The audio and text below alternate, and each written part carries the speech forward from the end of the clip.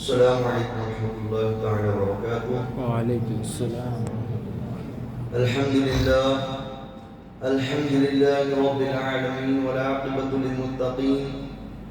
والصلاة والسلام على أفضل الأنبياء والمرسلين، أما بعد، فأعوذ بالله من الشيطان الرجيم. بسم الله الرحمن الرحيم. فاصدع بما تؤمر وأعرض عن المشركين. صدق الله مولانا العظيم. وصدقت يا سيدي يا سيدي يا سيدي يا مكي يا مدني يا عربي يا قرشي يا هاشمي، ويا سيدنا يا سيدنا يا سيدنا يا حبيبنا يا طبيبنا يا حبيب المصطفى المجتبى صلی اللہ تعالی علیہ وسلم. آئیے سب سے پہلے عقیدت و محبت کے ساتھ اپنے آقا و مولا حضور سرور کائنات وقت موجودات نبی اکرم نور مجسم شفیع معظم صلی اللہ تعالی علیہ وسلم کی مقدس بارگاہ رسالت مآب میں ایک مرتبہ درود پاک کا نذرانہ نشاور کریں. اللہم صلی علی سیدنا و شفیعنا و حبیبنا و کریمنا مولانا محمد مبارک وسلم. صلاة و سلام علیک یا رسول اللہ صلی اللہ تعالی علیہ وسلم. فانوس بن کر جس کی حفاظت ہوا کرے، وہ شمع کیا بجھے جسے روشن خدا کرے. نور حق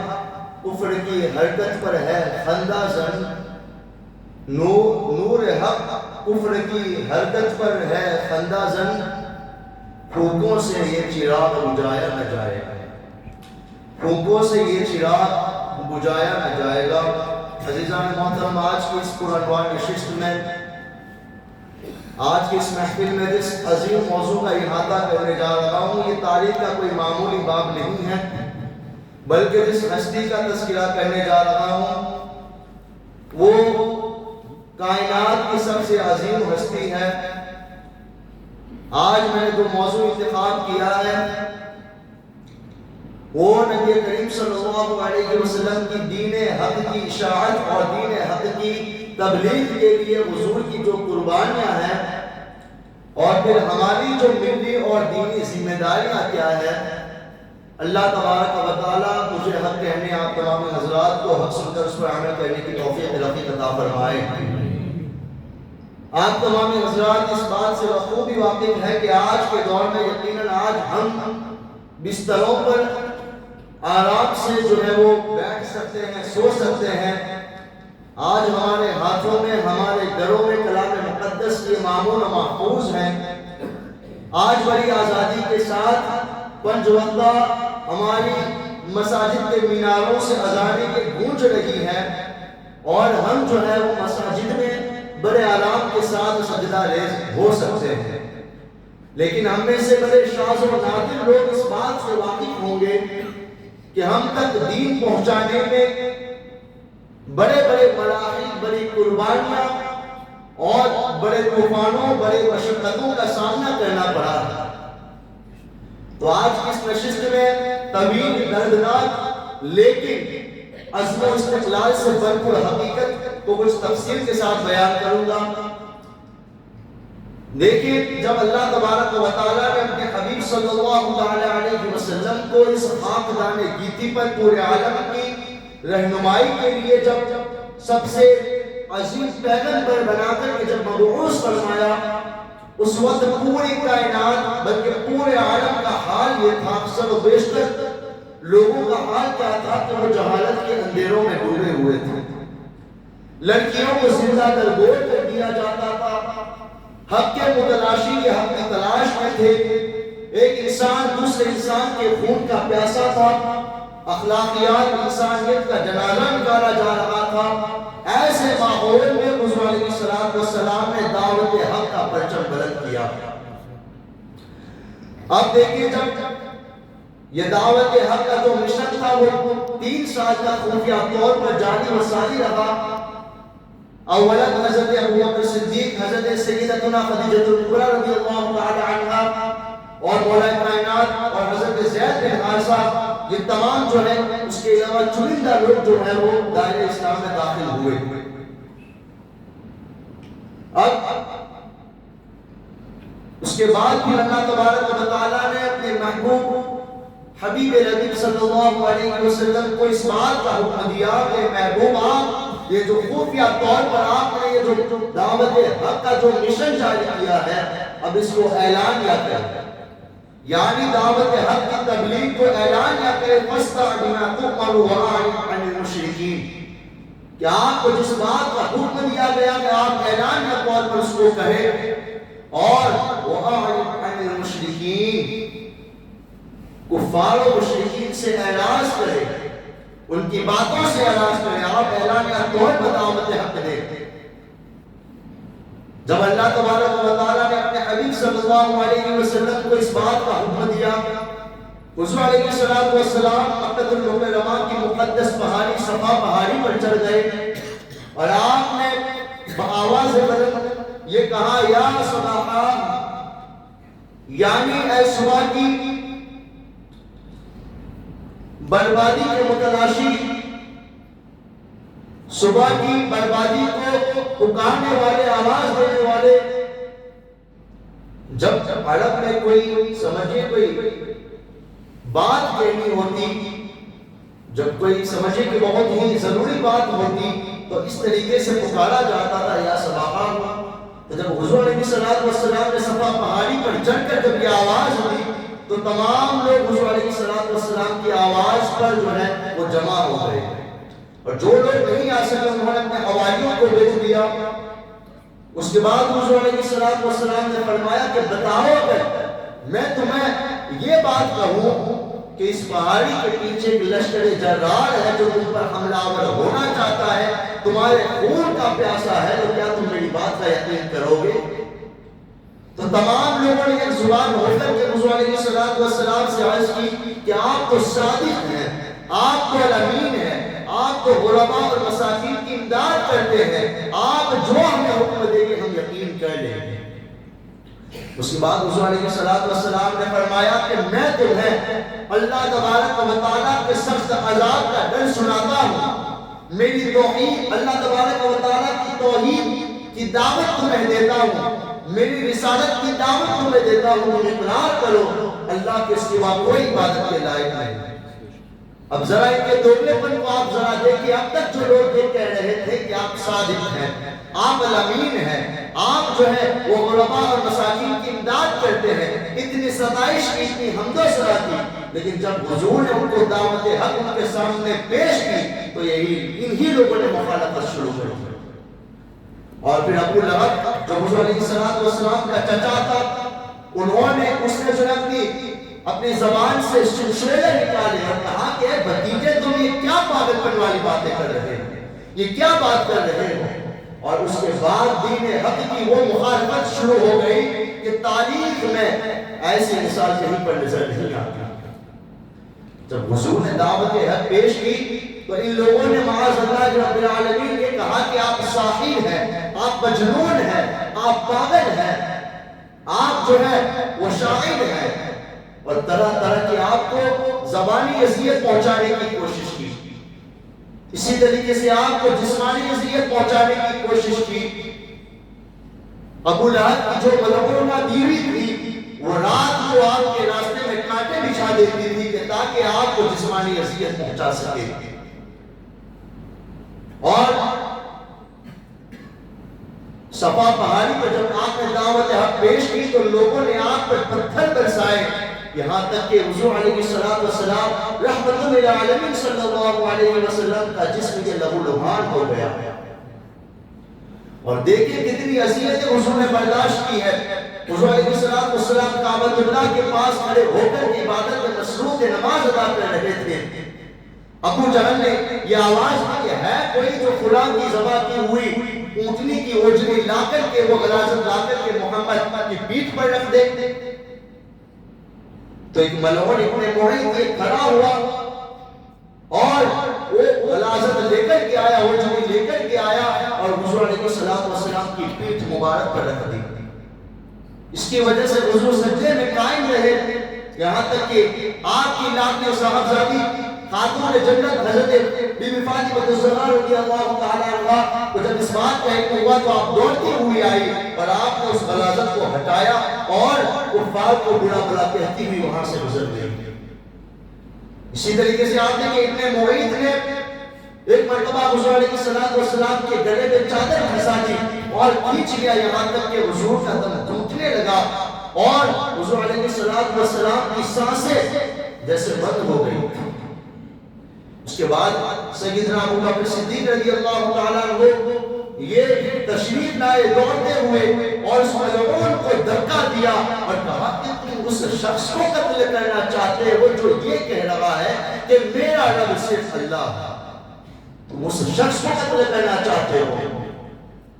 تو کفار نے بڑی بڑی اذیتیں دی، بڑی بڑی مشقتیں آپ کو جو دینے کی کوشش کی، لیکن دین کی روشنی یہ پھیلتی گئی۔ اسی لیے میں نے ابتدا میں شعر کہا تھا کہ فانوس بن کر جس کی حفاظت ہوا کرے وہ شمع کیا بجھے جسے روشن خدا کرے۔ تو دین کی روشنی یہ پھیلتی گئی۔ اب حضرت امیر حمزہ رضی اللہ تعالیٰ عنہ، حضرت عمر رضی اللہ تعالیٰ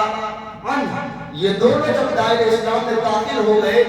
اس وقت کفار جو وہ آگ ببولا ہو گئے اور گھبرائے کہ اب ہمارا کیا ہوگا۔ اس وقت انہوں نے بنو ہاشم کا معاشی اور سماجی بائیکاٹ کر دیا اور ایک ظالمانہ جو معاہدہ تھا وہ مکہ کی دیوار پر لٹکا دیا،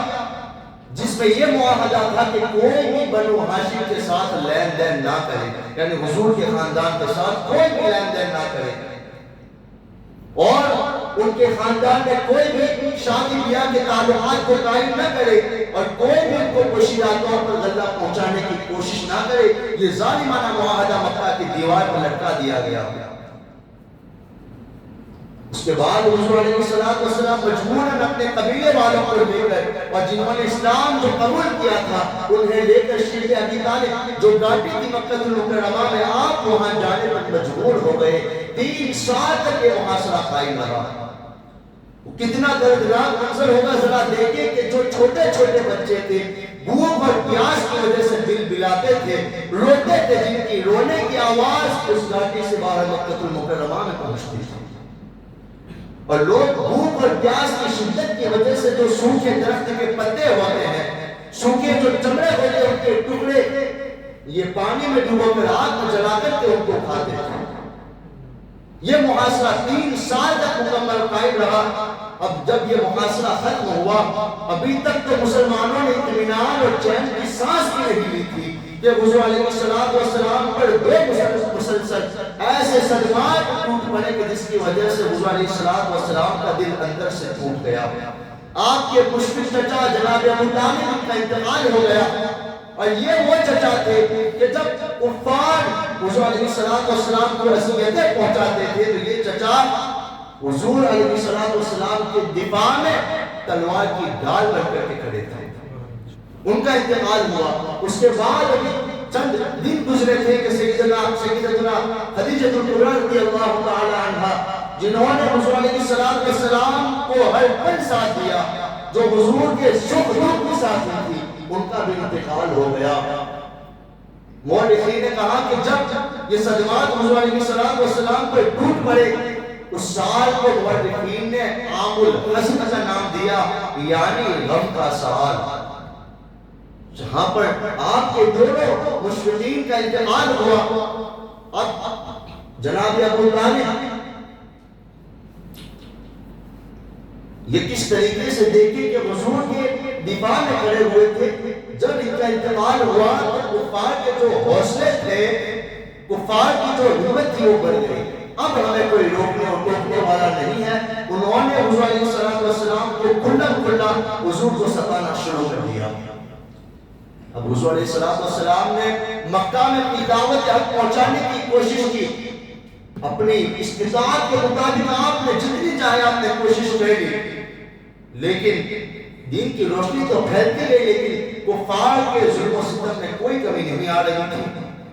حضور علیہ السلام نے طائف جانے کا فیصلہ کیا کہ میں طائف جاتا ہوں، وہاں کے سرداران سے مجھے امید ہے کہ وہ دعوت حق کو قبول کریں گے، دائرہ اسلام میں داخل ہو جائیں گے۔ رحمت للعالمین، شفیع المذنبین، ننگے پیر پیدل چل کر کوئی سواری کے بغیر تنے تنہا صرف اپنے غلام زید بن حارثہ کو لے کر کے طائف جاتے ہیں اور وہاں کے سرداروں کے سامنے دعوت حق پیش کرتے ہیں۔ وہاں کے سردار صرف یہ نہیں کہ دعوت قبول نہیں کرتے بلکہ حضور کے ساتھ حقارت کے ساتھ پیش آتے ہیں، حضور کے ساتھ بدتمیزی کے ساتھ پیش آتے ہیں، اور وہاں کے جو اوحاش، جو گنڈے اور جو شریف لڑکے ہوتے ہیں ان کو حضور کے پیچھے لگا دیتے ہیں، وہ حضور پر پتھر برساتے ہیں،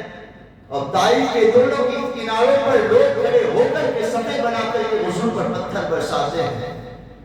حضور علیہ السلام ایک درخت کے سائے میں پناہ لیتے ہیں اور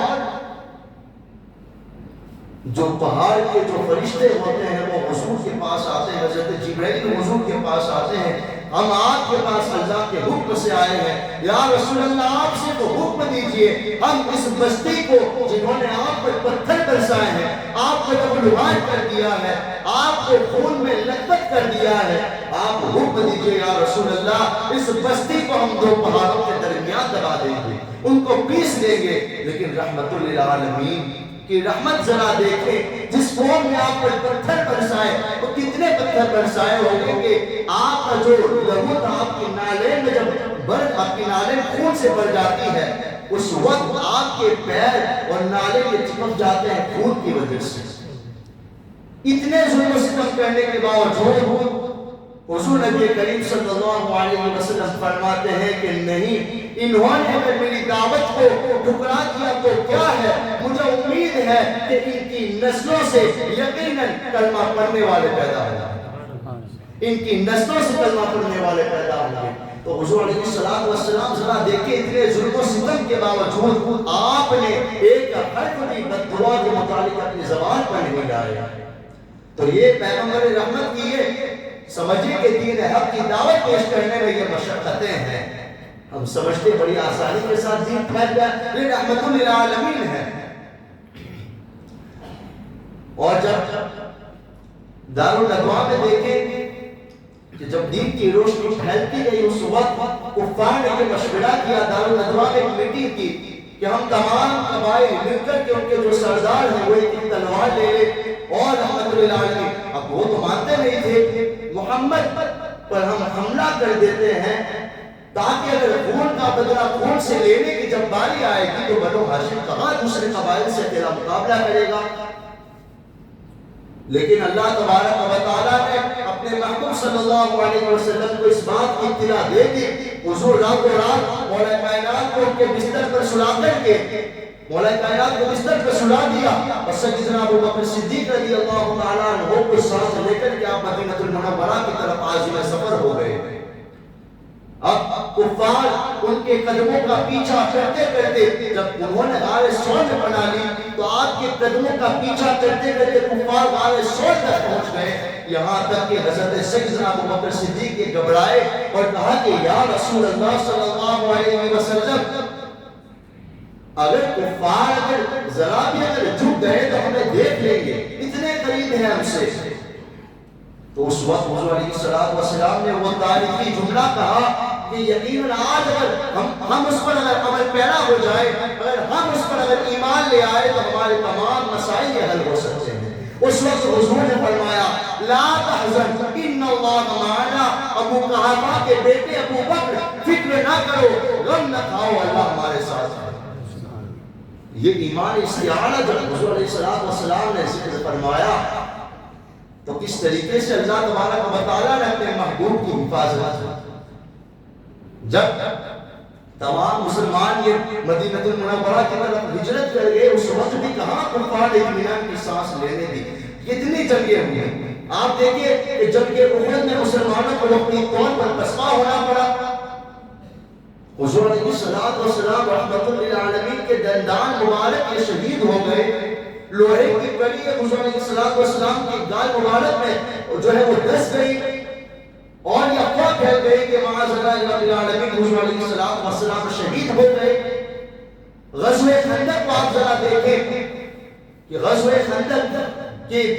کفار نے پورے مدینہ المنورہ کا محاصرہ کر لیا کہ مسلمانوں کے پاس کھانے پینے کی کوئی چیز موجود نہیں ہے، تمام اسباب عقل جو ہے وہ ناپید ہے، موجود ہی نہیں۔ اور پھر مسلمانوں کا حال کیا ہے کہ کڑاکے کی ٹھنڈ ہے، بھوک کی شدت کی وجہ سے اپنے پیٹ پر پتھر باندھ دیے ہیں۔ تو تاریخ کے اوراق جب ہم پلٹ کر کے دیکھتے ہیں تو رحمت للعالمین صلی اللہ علیہ وسلم نے کتنی تکلیفیں برداشت کی ہے دین حق کی اشاعت کے لیے، دین حق کی تبلیغ کے لیے، اپنوں کی لاشوں کی برداشت کی، اپنی بھوک برداشت کی، اپنوں کی بھوکوں کو برداشت کیا۔ لیکن کیا آج ہم نے حضور علیہ السلام کی ان عظیم قربانیوں کا صلہ کیا دیا ہے؟ آج ہم عیش و عشرت اور سمجھیے کہ آرام کی زندگی کو ہم نے اختیار کر لیا ہے اور حضور علیہ السلام کی سنتوں کو ہم نے پس پشت ڈال دیا ہے۔ صرف سمجھیں کہ زبانی دعووں سے اور صرف نعروں سے، محبت بڑے نعروں سے دینی محافل جو ہے وہ سجا کر کے ہم یہ سمجھتے ہیں کہ ہم نے سب کچھ ادا کر لیا ہے۔ یاد رکھیں کہ محبت اس وقت تک آپ کی جو ہے مکمل نہیں ہے، اس وقت تک کہ جب تک ہم حضور علیہ السلام کے اسوہ حسنات کو جب تک نہیں اپناتے، جب تک حضور علیہ السلام کی مکمل سیرت کو اپنانے کی کوشش نہیں کرتے ہیں، اس وقت تک ہماری محبت کسی کام کی نہیں۔ آج یقیناً ہمیں حضور علیہ السلام کی قربانیوں کو مد نظر رکھتے ہوئے اس بات کا عہد کرنا چاہیے کہ چاہے زندگی میں کیسے ہی سچویشن کیوں نہ جائے، کیسے ہی مسائل کے طوفان ہم پر نہ گر پڑے اور مشکلات کے پہاڑ کیوں نہ گرنا پڑے، لیکن ہم اپنے گھروں میں، اپنی زندگیوں میں، اپنے معاشرے میں دین حق کی شمع کو کبھی نہیں بجھنے دیں گے۔ اور ہم پر چاہے کتنے پیغمبر رحمت صلی اللہ علیہ وسلم نے اتنی مشقتوں کا سامنا کیا، ان پر اتنے مظالم کے پہاڑ ٹوٹ پڑے، لیکن ان کے ایمان میں ذرہ برابر بھی فرق نہ آیا۔ تو ہمیں بھی یہ عہد کرنا چاہیے کہ ہم چاہے ہم پر کیسی مصیبت کیوں نہ گر پڑے، لیکن ہم صبر و استقلال کا پہاڑ بن کر کھڑے رہیں گے اور ہمارے ایمان میں ذرہ برابر بھی کمی نہیں ہوگی۔ ایک جملہ یاد رکھیں، حضور علیہ السلام نے جس کو کلام مقدس میں اللہ تبارک و تعالیٰ نے نقل فرمایا، لا تحزن ان اللہ معنا۔ آج وقتی طور پر ہم پر طرح طرح کے مظالم ڈائے جا رہے ہیں، ٹھیک ہے، لیکن ہماری مساجدوں میں تو تالا نہیں لگا ہے۔ آج آزادی کے ساتھ ہماری مساجد سے 5 وقتہ جو نمازوں کی اذانیں ہیں وہ تو گونج رہی ہیں۔ آج ہمارے ہاتھوں میں، ہمارے گھروں میں کلام اللہ محفوظ ہے۔ ذرا اس دور کو یاد رکھیں کہ جب حضور علیہ السلام تلاوت کلام اللہ فرماتے تھے کعبۃ اللہ کے پاس بیٹھ کر، تو کفار یہ ظالم کیا کرتے تھے؟ سیٹیاں بجاتے تھے، شور مچاتے تھے اور تالیاں بجاتے تھے تاکہ کلام اللہ کی جو تلاوت ہے وہ لوگوں کے کانوں میں نہ پہنچے اور لوگ کہیں ایمان قبول نہ کریں۔ لیکن آج ہم پر تو ایسی بندشیں موجود نہیں ہیں۔